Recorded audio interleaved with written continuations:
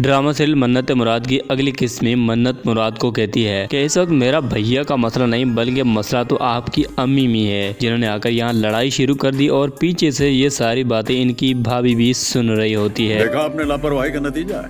खत्म, बाय, टाटा।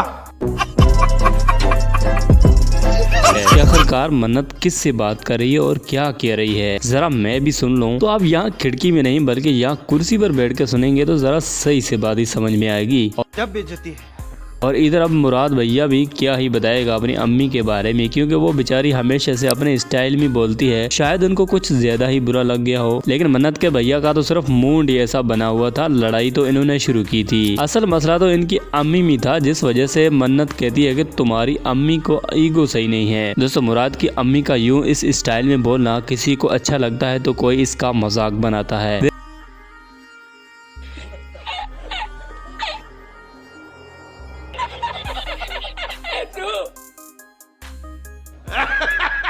यह ड्रामा देखने वाले सिर्फ मुराद की अम्मी की वजह से देख रहे हैं, क्योंकि वो इतने फनी अंदाज में बोलती है कि देखने वाले खूब एंजॉय करते हैं। तो मन्नत अब अगली किस्त में फिर मुराद को कहेगी कि पहले तुम अपनी अम्मी को ठीक करो, उसके बाद फिर रिश्ता लेने के लिए भेजो, फिर मैं तुमसे बात करूंगी। लेकिन मुराद भी कहता है कि तेरे भैया का मूड नहीं बल्कि मुंह ही ऐसा है। तो ये बात शायद मन्नत को ज्यादा बुरी लग गई और मुराद बेचारा हमेशा की तरह फिर बोलते बोलते बंद हो जाता है। तब तक मन्नत भी फोन काट के रख देती है। और इधर भैया मुराद की एक ऑफिस की दोस्त आ जाती है इनके घर पर। फिर क्या, ये ऐसा मुंह बना के देख रही है जैसे कोई बंदा ही मर गया हो।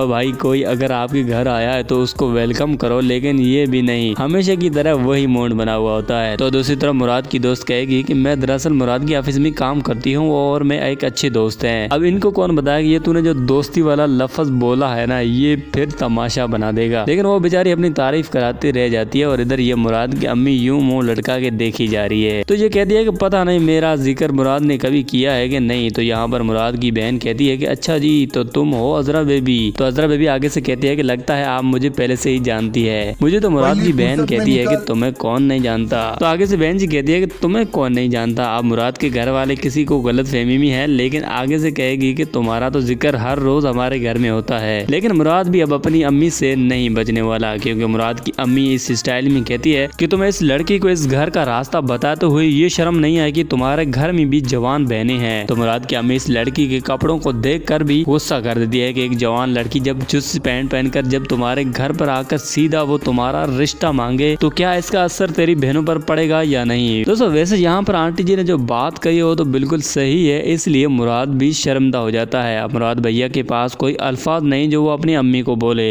और इधर मन्नत भी अब अपनी महबूब की खातिर अपने भैया से वो अल्फाज कहती है जो इनके भैया ने कभी सोचा भी नहीं था, और कहती है कि ये हमेशा से मुझ पे अपनी मर्जी चलाते आए हैं भाभी जी। तो ये बात सुन इनके भैया भी बर्दाश्त ना कर सकेंगे कि एक मिनट आज तक जो भी होता है वो हमारी मर्जी से नहीं बल्कि तुम्हारी मर्जी से होता है। वैसे बात तो सही कही बड़े भैया ने, लेकिन क्या करे, प्यार मोहब्बत के चक्कर में झूठ बोलना भी सच लगता है। तो बड़े भैया कहते हैं कि प्यार मोहब्बत अपनी जगह, लेकिन लिमिट क्रॉस करने नहीं देंगे तुम्हें। तो दोस्तों, यही थी आज की हमारी वीडियो। अगर आपको वीडियो पसंद आई है तो फिर वीडियो को लाइक और चैनल को बेल आइकन के साथ सब्सक्राइब जरूर कर दीजिएगा। मिलते हैं एक नई वीडियो के साथ, तब तक के लिए अल्लाह हाफिज।